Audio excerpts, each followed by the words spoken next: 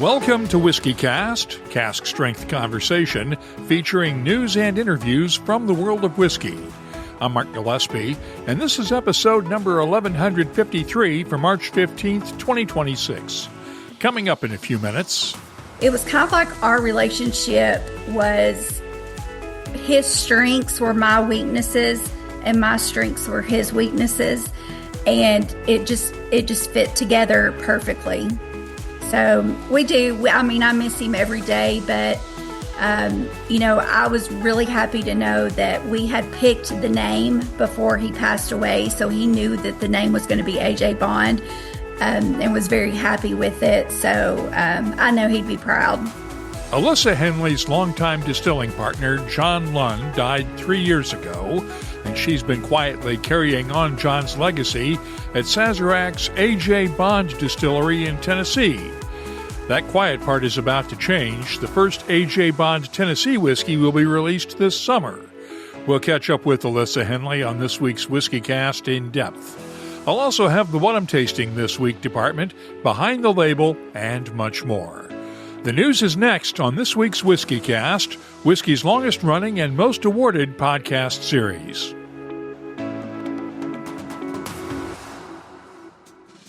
Hey, it's Gabriel from Dewar's Whiskey. Here's a quick tip. Whenever you're pouring great whiskey, especially something like Dewar's 12-year, don't overthink it. All you need is a few glasses and a couple of people worth sharing it with. The rest takes care of itself. Back in a bit. Let's get started with the week's news. We're still waiting for a federal judge's ruling in the Uncle Nearest receivership case in Tennessee. The judge is expected to rule soon on Fawn and Keith Weaver's motion to end the receivership and return control of Uncle Nearest to them. The receiver, Philip Young, says Uncle Nearest is insolvent and has nearly $200 million in outstanding debts, but he hasn't been able to find a suitable buyer for the distillery's assets, with the exception of a house in Martha's Vineyard, Massachusetts. He's asked the judge for permission to sell the house, with the proceeds going to Farm Credit Mid-America, the Kentucky-based bank that's owed around $120 million. Farm Credit has been providing advances to keep production going at Uncle Nearest in the hopes of getting its money back. Also at stake is the receiver's motion to bring several other Weaver-owned businesses into the receivership.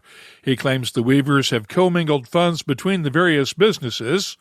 One example, there's a claim from the bank that Fawn Weaver moved a $20 million loan to Uncle Nearest from entertainment entrepreneur Jay-Z into her Grant Sidley holding company to shield it from Farm Credit. We'll let you know when the judge issues his ruling. Two of the remaining casks of Karuizawa whiskey set a record auction price at Christie's in London this week.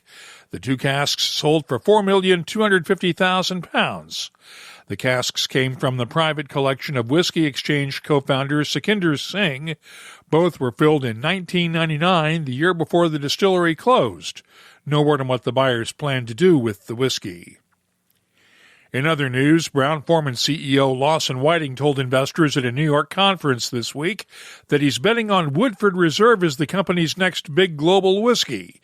He wants to see what the company did with Jack Daniel's 25 years ago as a blueprint for growing Woodford. For the 9 months ending January 31st, Woodford sales were up by 2% over the previous year. Whiting acknowledged that the company has too much inventory on hand, but that demand will balance out inventories a lot faster than some people think. Diageo is hoping lower-priced entry-level whiskeys will help spur sales. The world's largest drinks company has unveiled a lower-priced Johnnie Walker whiskey in Europe and the Middle East. Johnnie Walker Red Soul is a softer, sweeter version of Red Label and will sell in the UK for £25 a bottle. The move comes on the heels of the U.S. debut of Johnnie Walker Black Cask, which we covered last week with master blender Emma Walker. CEO Sir Dave Lewis told investors last month that Diageo is significantly underrepresented in the mass market part of the company's portfolio. Bruichladdich is marking the 25th anniversary of its revival with a series of 3 limited edition anniversary bottlings. The first just went on sale. Old School is a 10-year-old single malt made from Islay-grown barley and features a label inspired by Bruichladdich bottlings from the 1980s. It's priced at £60 a bottle and is available through the Bruichladdich website and at select whiskey retailers. Other new whiskeys of note this week, Oban is releasing the second edition in its series of 15-year-old wine cask finished single malts. This one is aged in American oak, then finished in American oak export casks. It's priced at $130 a bottle. The 2026 edition of Middleton Very Rare is out now. It's the 6th edition to be bottled by master distiller Kevin O'Gorman.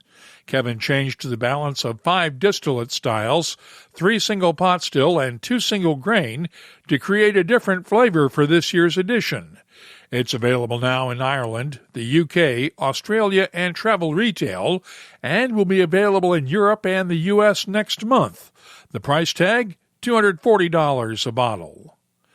Glen Murray is out with a new UK exclusive bottling. Forbidden Fruit is a no-age statement single malt finished in Calvados apple brandy barrels. It'll go on sale next month at UK whiskey specialist shops and at Morrison's stores in Scotland for £32 a bottle. Taiwan's Kavalan is sending a new single malt to the U.S.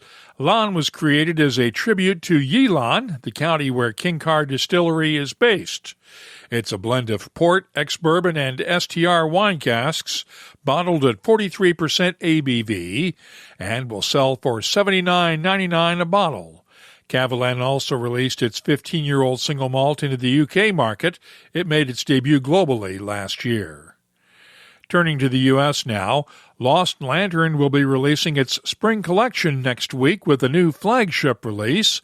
Adam Polanski and Nora Ganley Roper created a pair of new far-flung bourbons using the same whiskeys from 7 different distilleries. One bottled at cask strength, the other bottled at 50% ABV. Lost Lantern is exploring high-proof versus lower-proof whiskeys with this season's tranche of whiskeys, pairing so-called hazmat whiskeys with lower-proof counterparts.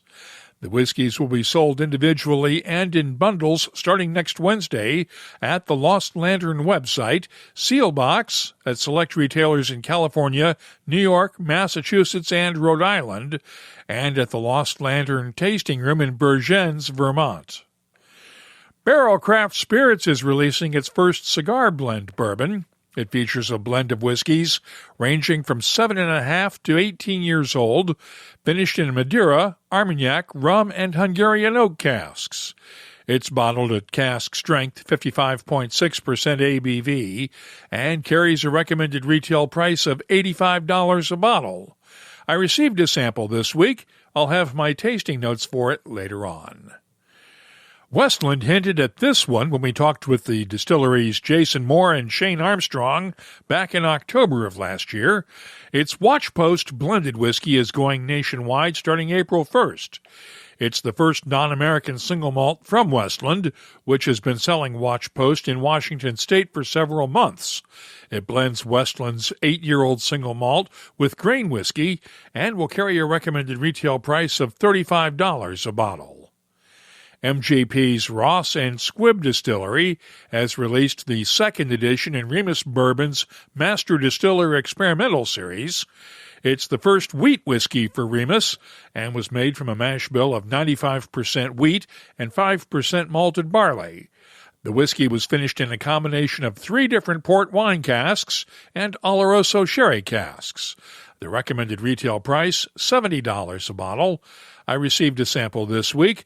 I'll have my tasting notes for it soon at the WhiskyCast website. Nevada's Frey Ranch has released a new farm-strength uncut rye whiskey. It's a 6-year-old rye bottled at 62.3% ABV, and as with all Frey Ranch whiskeys, uses grains grown on the Frey family's farm in Fallon, Nevada. It's available exclusively through the Frey Ranch website and the distillery's tasting room for $79.99 a bottle. By the way, the distillery is getting ready to release its first 10-year-old bourbon this summer. And finally, after several years of renovations, the Delmore is set to reopen its brand home at the distillery April 27th.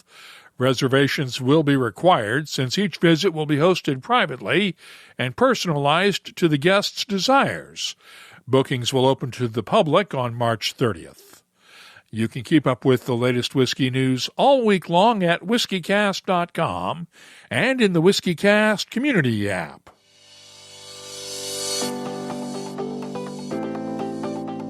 Let's open up the calendar now and see what's happening around the world of whiskey.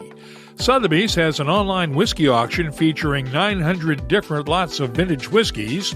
Bidding is open through March 27th. And Canada's Iron Gate Auctions will have an online auction running from March 23rd through March 30th. The Whiskey Exchange has a Scotch whiskey tasting at its Covent Garden shop in London this Thursday. And next Monday, their London Bridge shop will host a session on whiskey and the science of flavor. The Kensington Wine Market in Calgary, Alberta, has a tasting of Cairn 57 whiskeys from Gordon and MacPhail on Tuesday, the 24th. Whiskey Live London is March 27th and 28th, and the Cork Whiskey Fest is the 27th through the 29th in Cork, Ireland.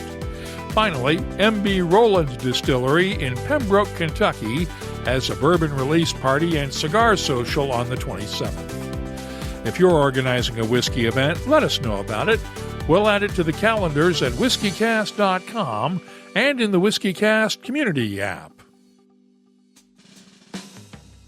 Throughout the years, Dewar's has created some incredible whiskeys, but our new Dewar's 12-year-old, that one's a personal favorite. It's the kind of scotch that earns praise from the pros, but still feels right at home in the middle of a good night with friends. Every pour opens up with notes of vanilla, toffee, baking spice, and a smooth oak finish. It's rich, it's approachable, and it has a way of bringing people together. Whether it's around the table, the fireplace, or just wherever the night happens to take you. Look, the glasses may hold the whiskey, but the whiskey, that's what holds the moment. Please enjoy responsibly. Copyright 2025, Dewar's is a trademark. Imported by John Dewar & Sons Company, Coral Gables, Florida. Blended Scotch whiskey, 40% alcohol by volume. Don't forget to join us Monday, March 16th, tomorrow at 5 p.m. New York time, 2100 GMT, as WhiskyCast Live returns. My special guest will be Glendalough head distiller Rowdy Rooney. You can watch live on the WhiskyCast YouTube channel, our Facebook page, and X. If you miss it, check the YouTube page for an on-demand replay stream. WhiskyCast In-Depth is brought to you by Glendalough Irish Whiskey. Allisa Henley and John Lunn were distilling partners for nearly 20 years. They started out together at George Dickel's Cascade Hollow Distillery in Tennessee. Then Allisa followed John to the Popcorn Sutton Distillery. Sazerac acquired the distillery and put John and Allisa to work to create the best Tennessee whiskey on the market. That was 9 years ago. Sadly, John Lunn died suddenly on March 30th, 2023, leaving Allisa to carry out their work at what's now known as the A.J. Bond Distillery. She's about to release their first Tennessee whiskey this summer, and after years of staying quiet about their work, Alyssa's ready to talk. We connected this week on a Zoom call. First of all, where did the A.J. Bond come from for the distillery name? I know the A is for Allisa and the J is for John Lunn, but where did the Bond come in? Yeah, so we wanted to kind of pay homage to our relationship of working together for, 20 years. We've been in the industry working side by side, making Tennessee whiskey. So that's some of it is the bond between John and myself, but also, just our industry itself, I think is kind of centered around bonds between people. It's all about celebrations and special occasions when we want to enjoy spirits and creating those special bonds. So I think there's several different things that we were thinking about with the name Bond. those were just a few. There was another really neat one that we discovered when we were coming up with this name was between Buffalo Trace and Tennessee whiskey, specifically George Dickel, where John and I used to work. So post-Prohibition, the Dickel recipe for Tennessee whiskey was actually produced at the Buffalo Trace Distillery. And we kind of thought that was a neat bond between John and myself's experience and Buffalo Trace and Sazerac. It just kind of came full circle there. So a lot of different things were running through our head when we came up with the name Bond. You've been given pretty much free reign to come up with the whiskey and the brand identity and everything for this whiskey, haven't you? Yes, yes. John and I joked, we were like, it's like we were kids on Christmas morning and somebody was giving us our favorite present ever. So what did you do? Yeah, so we when Mark Brown and Jake Wentz with Sazerac came to us, and they were just like, if you could do anything, what would you do? Like I said, it was kind of like being handed your favorite present that you ever got. And John and I just started sitting down and discussing, like, if we were to make a Tennessee whiskey, what would we want out of it? We're both Tennessee natives, so very proud of where we're from. And our whole careers were spent making specifically Tennessee whiskey. We've been exposed to a lot of different types of spirits, but our hearts always came back to Tennessee whiskey. So, immediately we sat down and just started talking about that, what we wanted it to stand for. And then started talking about a mash bill, what we like in flavors, and just kind of went from there. And we agreed on everything. And then we started talking about like colors of the brand, just kind of like, brainstorming. That was the only thing we didn't agree on. I was like, we should do it like orange and white for University of Tennessee. And because we were talking about being true to Tennessee, he's like, oh no, it needs to be black and gold for Vanderbilt. So that was the only thing we didn't agree on. But eventually we didn't pick any of those colors. So it worked out great. What's the whiskey going to be like? It is going to be, it's a very, what I think is a unique way of making Tennessee whiskey. So when Sazerac came in and started this, the distillery that they purchased had pot stills. They were the old Popcorn Sutton pot stills.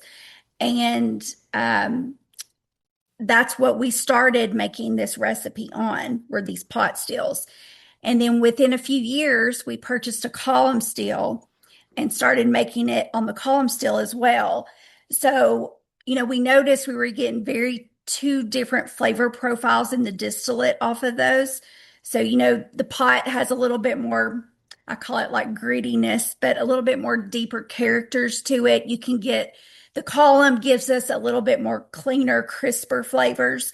And so what we decided to do is we would make the Tennessee whiskey recipe that we came up with on both stills, age them separately, and then bond them, so to speak, before bottling. So just putting those two together to form what you'll have in the bottle.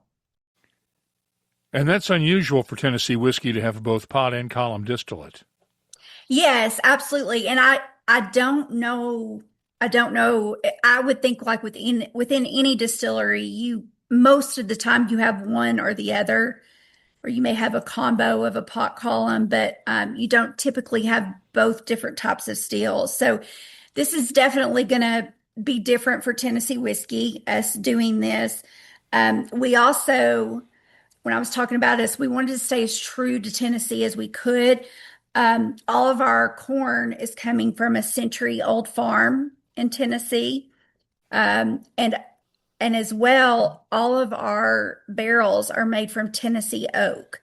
So we pay a little bit more premium to make sure that oak is from Tennessee, but we thought that was a nice way to kind of stay true to our roots as well. So, was it hard to source Tennessee oak for your barrels? Honestly, it wasn't. But with Sazerac, we have a great network. We have our own cooperage, and so we were able to tap into some of those great Sazerac resources that we had. You're part of a larger company in Sazerac. What's it been like having the resources to do anything you want to do? I mean, it's been amazing. John and I talked when this first started, when we started our careers, 20 plus years ago. We were at George Dickel, which is part of Diageo, which is, the largest spirit company in the world. And it was like the big dog. And then we left there and went to a small craft place in Avery's Trail, Popcorn Sutton. And then we ended up in Sazerac, which I believe we're now the third largest spirit company in the world, and the largest in North America by volume. But still, it was kind of like, we kind of joked, it's like Goldilocks and the Three Bears. We had, had the really big one and the really small one, but the middle size feels just right. So it really has, Sazerac has a nice feel. It just felt perfect for what we were wanting to do. And, the resources have been amazing that, if we need help, if we need to tap into things, we can. Sazerac has some of the best bourbons in the world. And so that's been nice to kind of come into the family and add a Tennessee whiskey to that portfolio that already exists.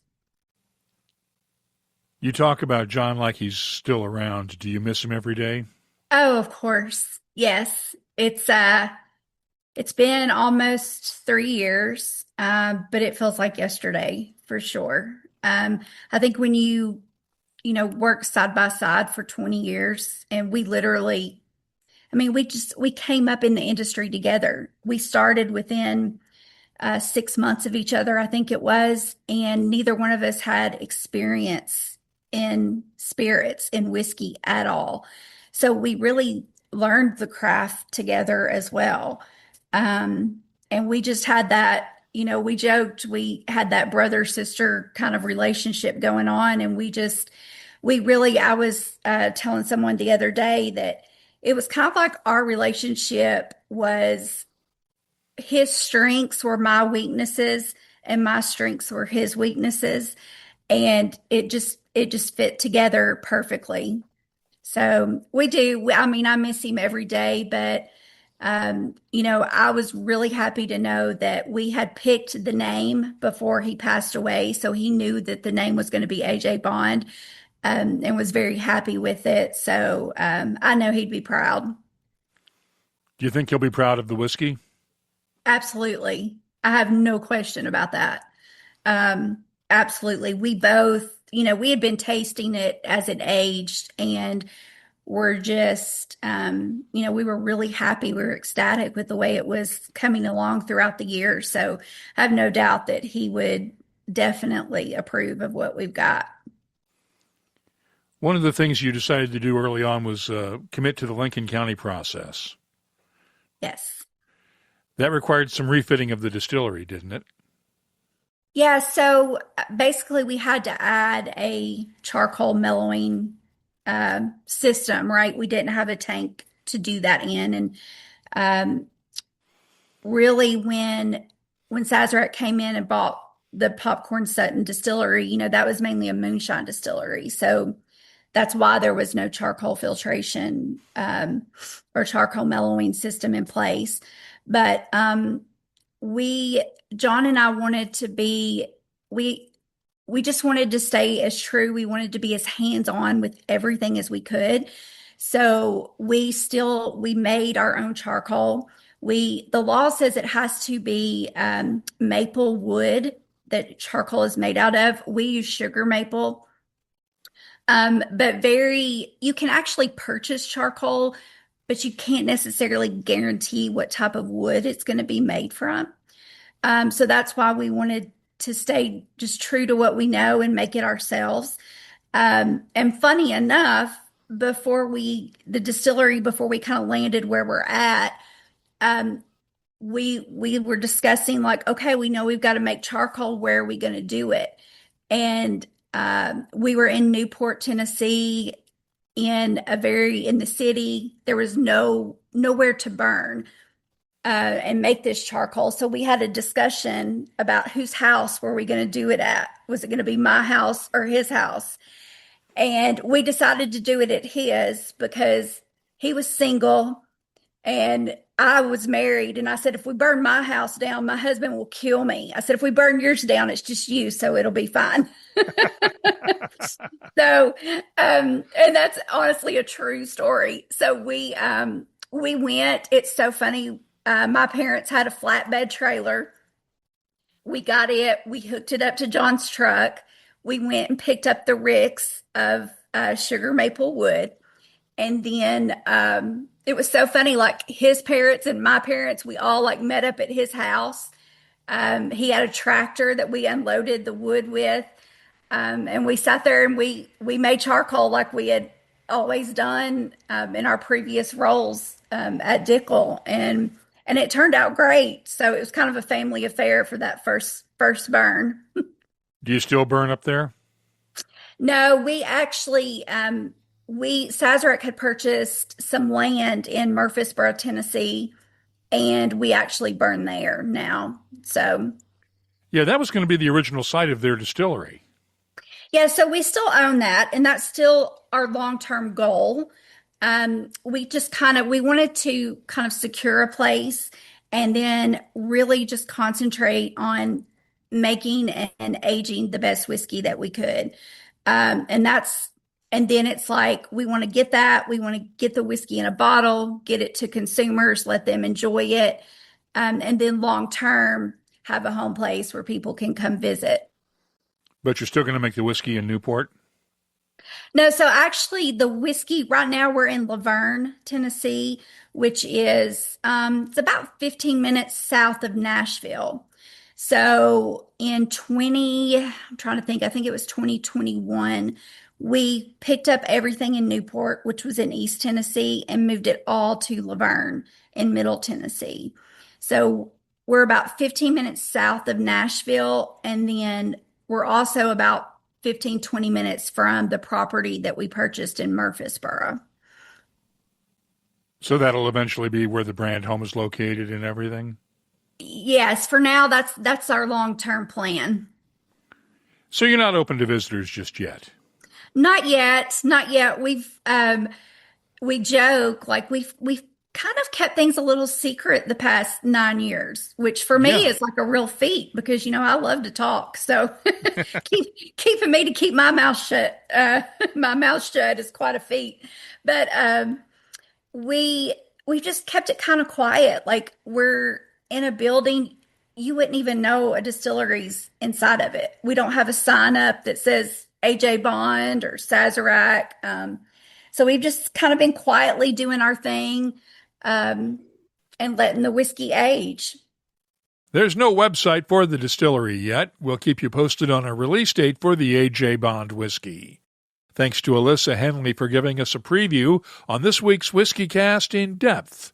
It's brought to you by Glendalough Irish Whiskey.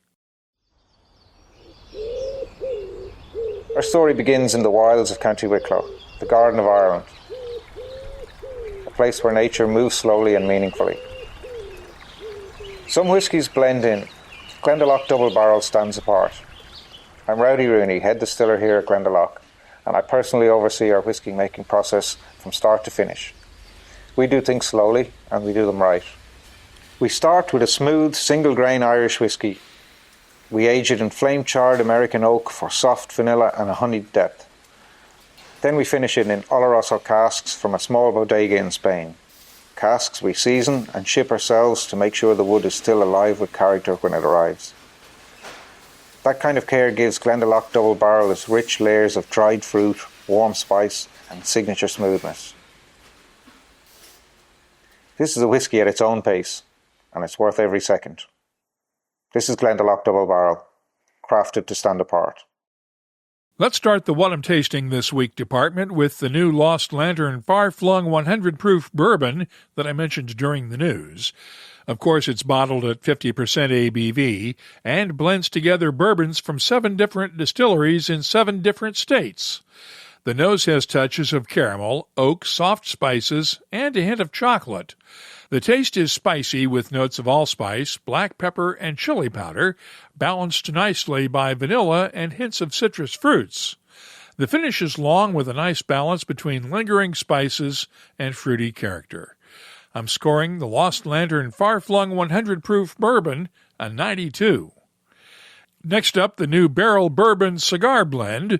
It's finished in Madeira, Armagnac, rum, and Hungarian oak casks, and bottled at cask strength, 55.6% ABV.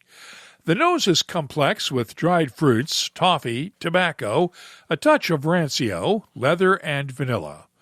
The taste has notes of cinnamon, vanilla pods, cherries, and an earthy character in the background with a touch of mushrooms.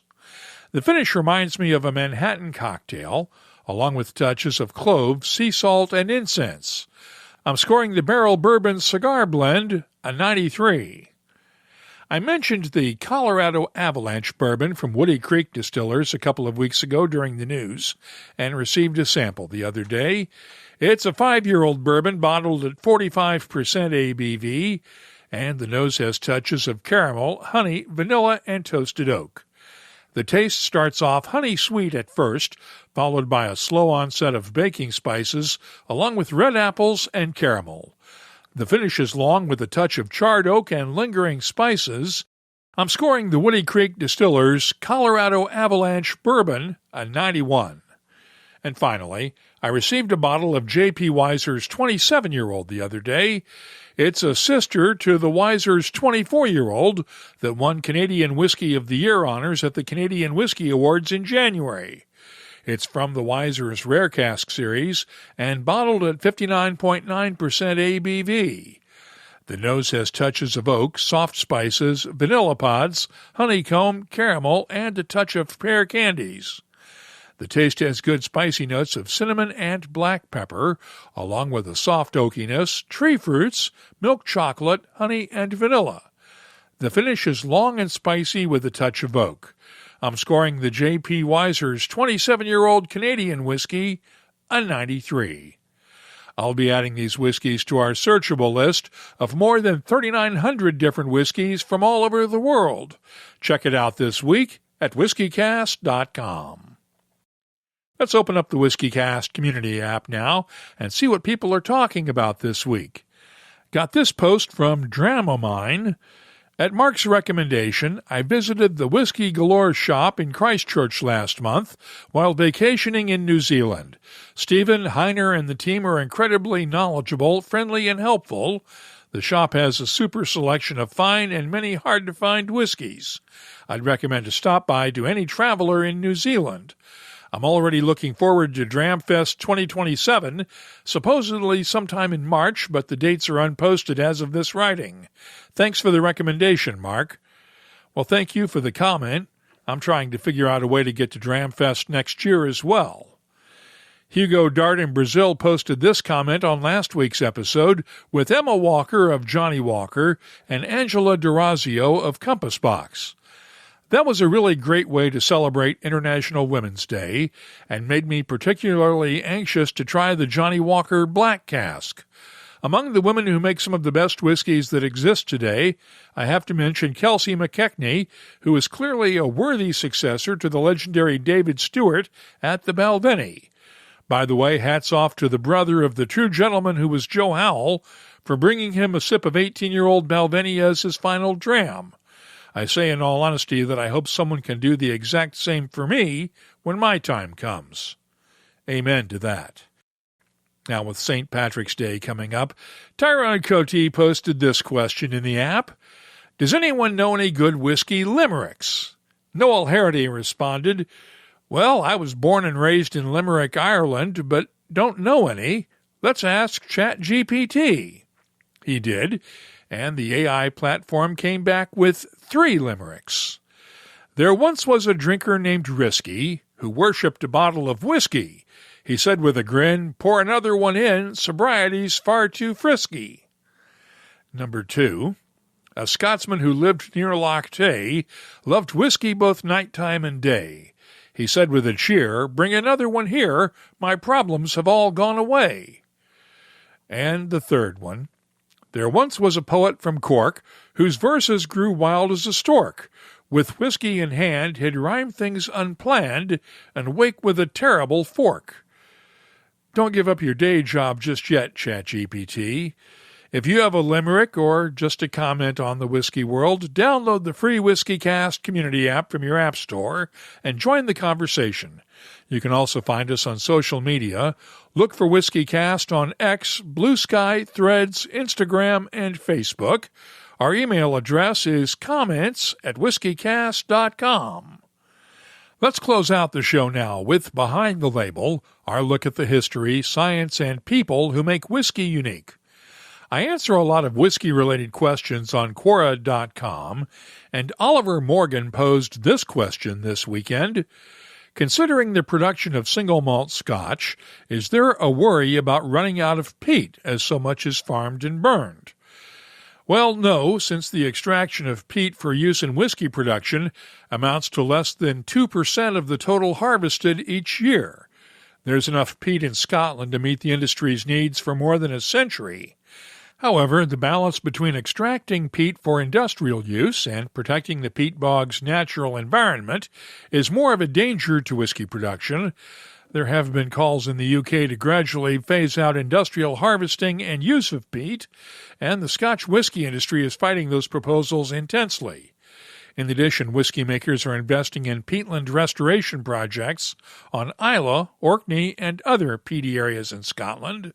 So, no, there's nothing to worry about unless the politicians get involved. If you have something you'd like us to look at on an upcoming episode, just get in touch with us.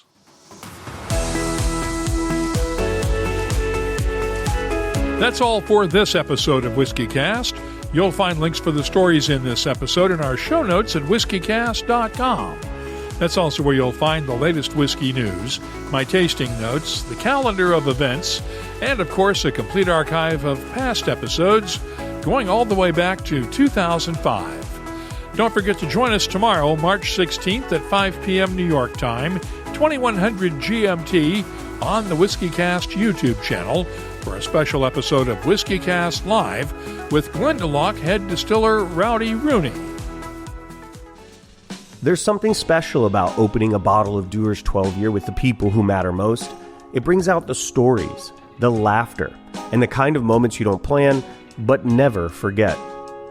Built on tradition, made for right now, and best when shared. Dewar's 12-year-old. WhiskyCast is a production of Cask Strength Media, copyright 2026, and comes to you each week from the charming, yet regrettably dry town of Haddonfield, New Jersey. I'm Mark Gillespie, reminding you that when you drink, please drink responsibly. Thanks for listening.